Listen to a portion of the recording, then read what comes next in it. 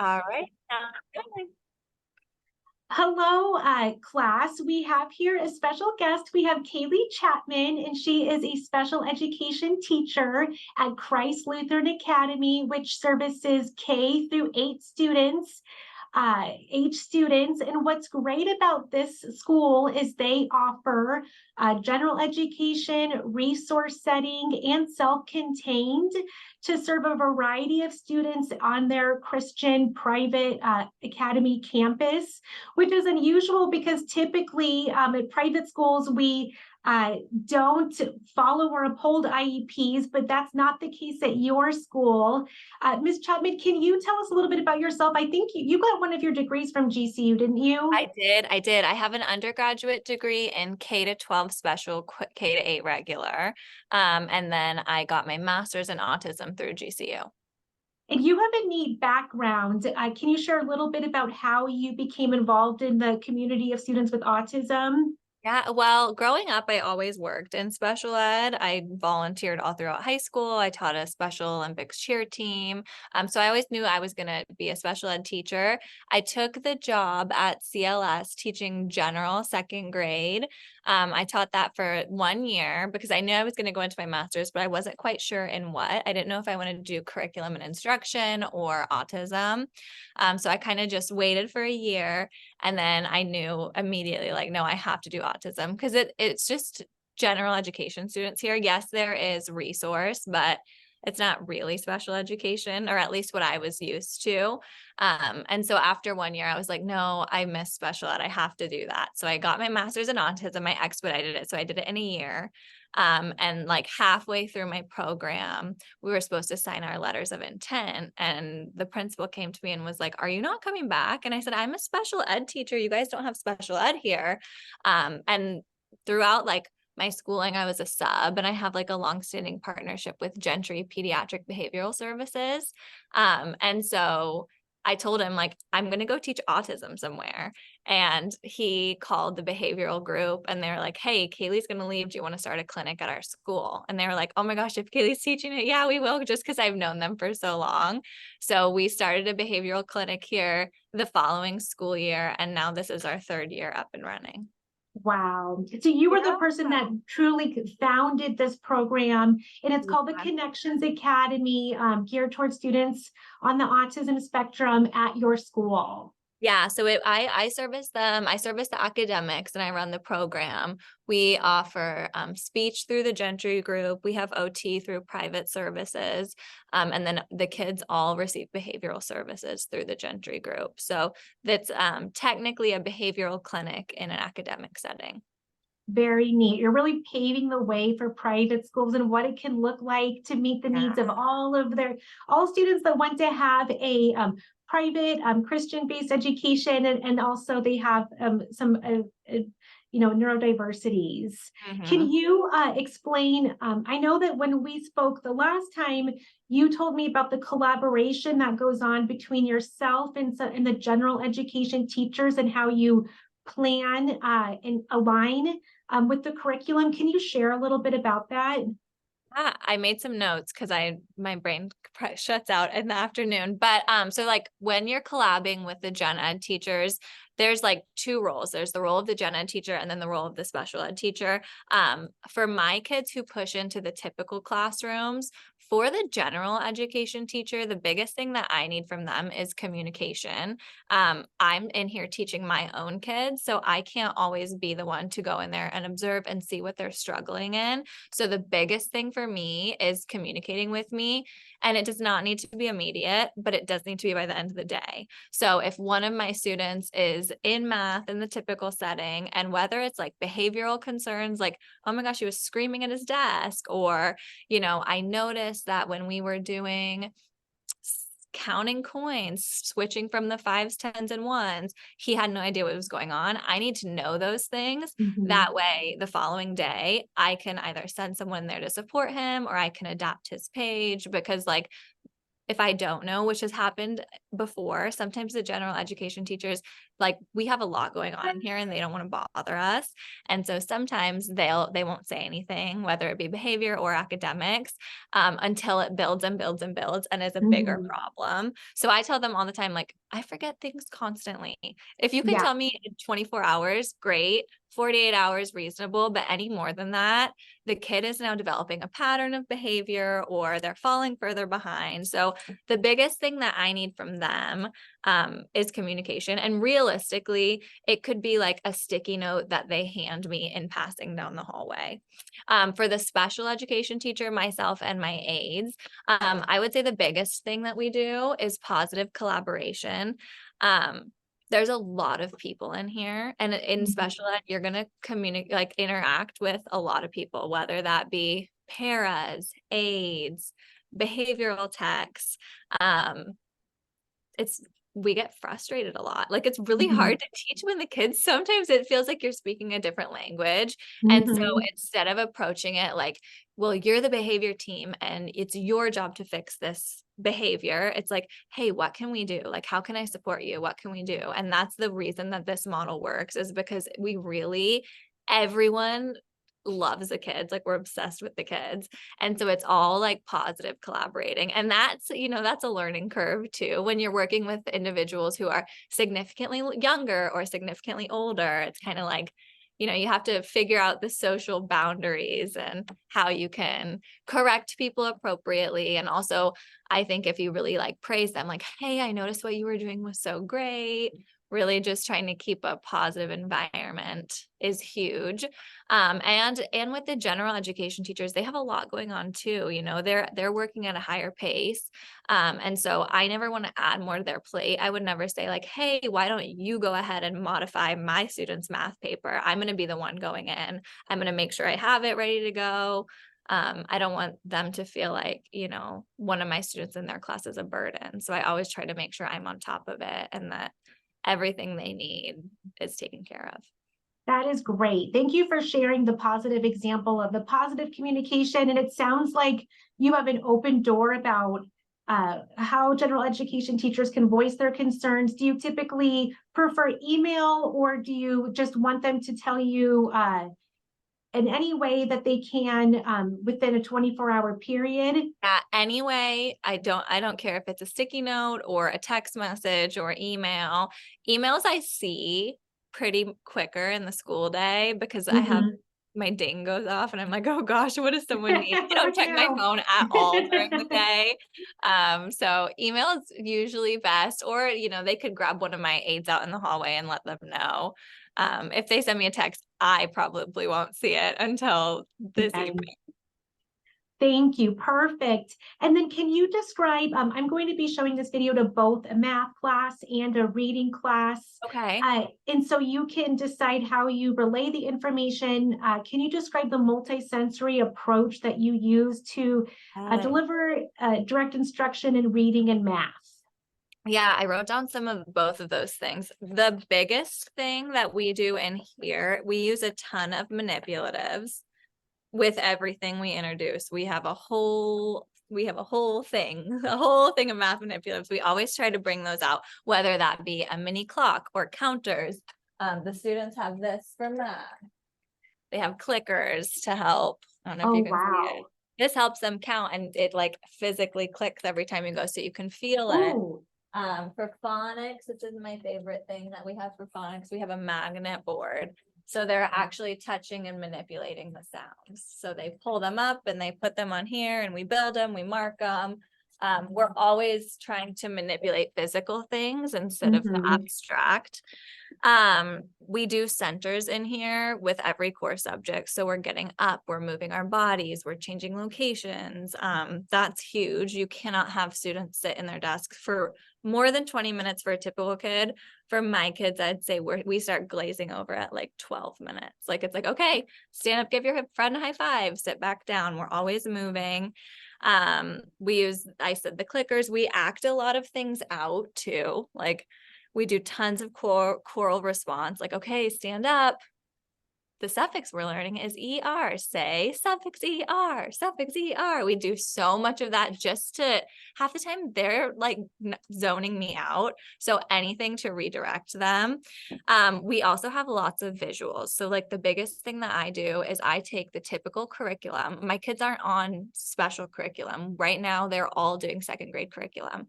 So I take Wow. whatever the second grade teachers are doing and I adapt it to deliver the instruction for my kids. So for students with autism, it's very common that they all have like a language deficit. And Mhm. so, a typical teacher might be like, okay, guys, we are going to spell the word bolt. Go ahead and spell bolt. For my kids, that's basically a nonsense word because they don't know what it means. It has no meaning to them. They've likely never come across that word in a story or text. And so instead of just saying it to them on my screen, I would have a picture or a video of someone running and we would talk about the vocabulary behind it before we spell it. So with Wow. everything I ask them to do, I always try to add like a picture visual or we stand up and we act it out just to like connect meaning to what we're doing. We do that in math too, word problems. A lot of the times I'll have them physically act it out if we have enough people in here, or on the slides, we'll click and drag a bunch of donuts and put X's on them. Visual is the biggest thing for the students. County, what powerful learning opportunities through all those multisensory approaches that you talked about. And then how do you monitor progress? What does data collection look like for you? So for us, we have standards-based report cards. So I have grade link, that's like the biggest thing. And so anything like any tests or informal assessments, things like that are out of an X amount of points or a percentage, I put into grade link and that tracks their standards. So we have, understands fractions, understands place value, reads fluently, spells phonetic words, spells trick words. We have like 40 something standards that I'm grading them Okay. on. So we Uh-huh. collect data on that and I input that in GradeLink. Now more informal data, which we find like during centers time, I have 3 groups. I have an on-level group, a low group, and a high group. Mhm. Typically, I like a progress monitoring binder because it's not just myself working with the kids. On any given day, there's like 6 teachers or teacher figures working with the kids. So for example, if I'm at a center and we're sounding out words or we're doing rhyming or phonemic awareness, and I notice that one student is really struggling with rhyming, I would Mhm. grab their progress monitoring binder and we have a list of goals and areas of concern and things to work on. So I would put on his things to work on, I put the date and I write struggling with rhyming. And then 4 days a week, we have something called focus skills where we work one-on-one or two-on-one with the students on their specific goals to help get them targeted to grade level on like any random deficits that we're seeing. So we use that data to help drive instruction for focus skills time. That is really neat. And so how often are you taking the data? Is it once a week or quarterly For report cards? for their IEP goals and then also those standards? Well, so we do report cards here. We don't have IEPs. We just Okay. follow the general curriculum, but their Okay. individual goals would be more of their progress monitoring goals. I So see. on any given day, I write 2 or 3 new ones in, and then we check it off after the data and focus skills shows that they've passed it. Okay. It could be he was having a weird day with rhyming and Yeah. passed it the next day, so we would check it off. It could be, that is a bigger issue, underlying dyslexia, perhaps. So we'll continue to chart every single time that we work with him on it. And then that's always really good data for conferences or good data for, I fill out a lot of like questionnaires for the state to make sure that they're receiving adequate hours and funding. So that's always good stuff I can provide to them to show that either they're showing mastery and they can titrate down hours, or they're really struggling and we might need to ramp up the more hours of support that they're receiving. Really interesting. And then do you use that data then to inform what accommodations that you give to students? Are there some universal accommodations that everyone has? And then what types of accommodations do you individualize? Pretty much everything's individualized in here because they're all at different levels. I have anywhere between 7 to 11-year-olds, and the Mhm. age does not equate to like the cognitive level. Um, so it just kind of depends on the students. I have like 2 pre-readers. So of course everything's read out loud to them. I would never give them something and expect them to read it if they can't read. That's like cruel. Mhm. So they get all directions read to them. They'll get all their tests read out loud. My stronger readers, they can totally read by themselves. I don't need any of that. Where most of the kids need significant support is writing. Um, Individuals with autism are typically very concrete, very literal. And a lot of times because of their speech impact, they don't quite speak in typical conversational English, like with proper grammar. And Mhm. so, when you're writing like, I don't want to go there, if they're generating their own sentences, it could be like me no go or me don't like this so Yeah. writing is the one thing that we always do in small groups. My kids have 3 different special schedules. So, my kids are divided into threes. So 3 kids might be in music, 3 kids might be in art, and then the other 3 are doing writing. We always do small group writing because they very much need that one-to-one. Math is very differentiated as with phonics because of their different levels. Mhm. Um, for phonics, some kids might be decoding and spelling multisyllabic words with suffixes. They're on the challenge list, of course, and they have challenge words and they do challenge sentences. Other kids still, pretty much my kids can all get like beginning phonemes, but as you go along, they end up dropping the middle or the ending sound. So some kids, on their spelling test, I might tap it out for them. Like the word is dog. Watch me. G. Just seeing if they can sound out those single sounds and write it correct. So it's not really anything that we have like this big formal, you always have to sound it out with this student or never sound it out with that student. As you're in here enough, you kind of realize just like what the kids need, and we provide that for them. We don't ever want them to be super frustrated Yeah. or we will always help them as much as they need.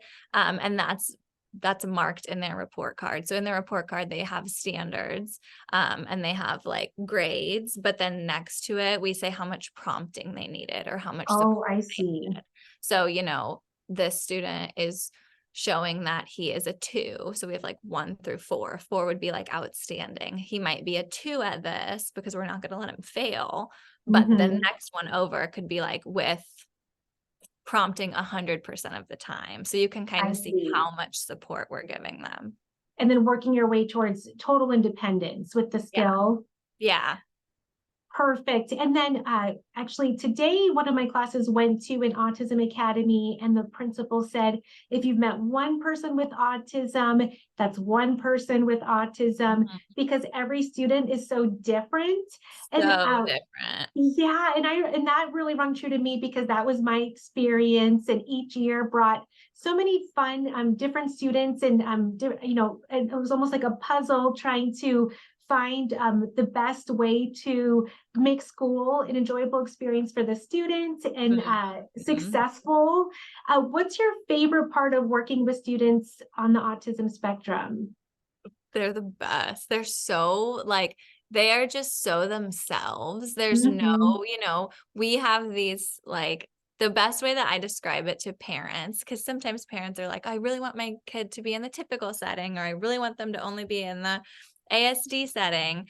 Um, the best way to describe the students and how they feel when they're around each other is like, we all have our work friends and people that we're around that you kind of have to like put your best foot forward and put on not like an act, but you're your professional self.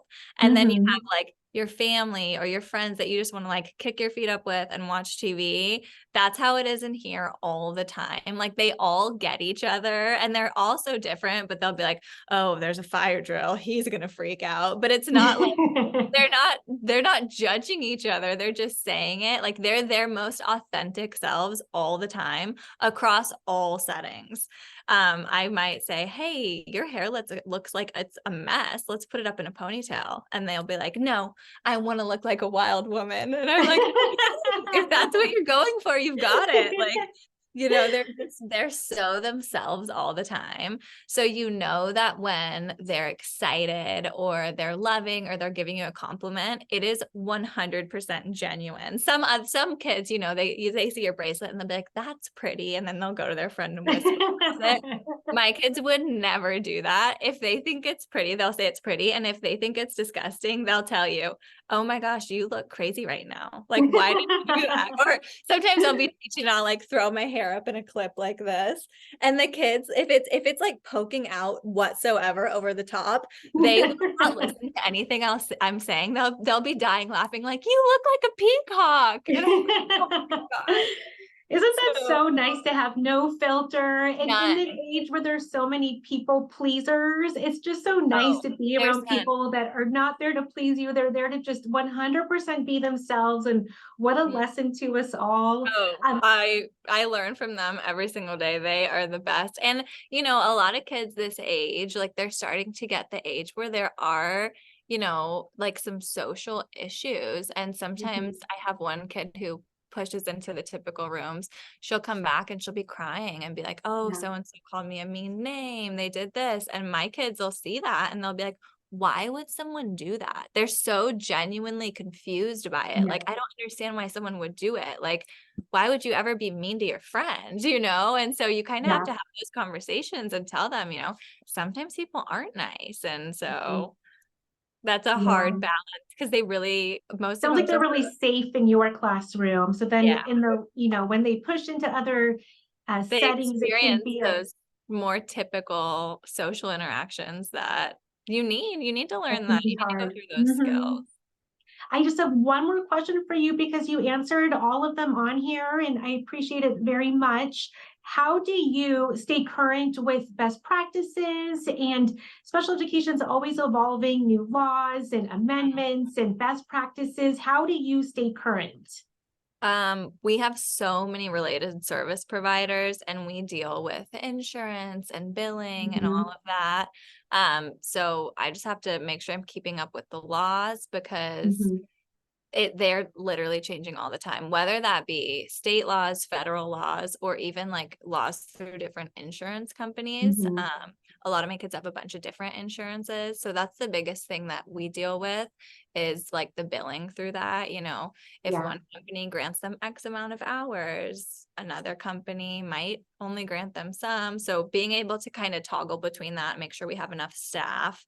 And then I work with ABA really closely. I work with speech, OT really closely. We all kind of make sure that we are in charge of our domain. We all stay very updated on our own stuff, but then we also collaborate with each other to make sure that we're caught up on each other's things too. So with the education side, I'm always reading articles. I'm always making sure that everything that we do is evidence-based. And then on the behavioral side, I have some just really great colleagues who will always like, we sit around at lunch and we talk all the time. So we always keep each other updated, like, hey, so-and-so is working on this, or I've read this article about prepositions, or have you seen the new data saying this is a early indicator of dyslexia? Like, we're always talking about that stuff. And I am very fortunate that everyone I work with is also like very passionate about the kids. So we always just want to make sure that everything we're doing is what the kids need. That is wonderful. Thank you so much, Ms. Chapman. I appreciate you. You do so much for our school already. And I appreciate your insight and expertise in all things related to students with autism and the multisensory approach that works for all kids is what I think we should be doing in schools. I agree. It's just hard to have the extra hands to pass out all the things. It's really hard when you have more than 9 kids. Awesome. Well, thank you so much. I'll send you a copy of this if you'd like to see it, and I'll see you at the next event that I get next time we're on your campus. Yeah, sounds good. Nice chatting with you. Bye, Ms. Chapman. Bye.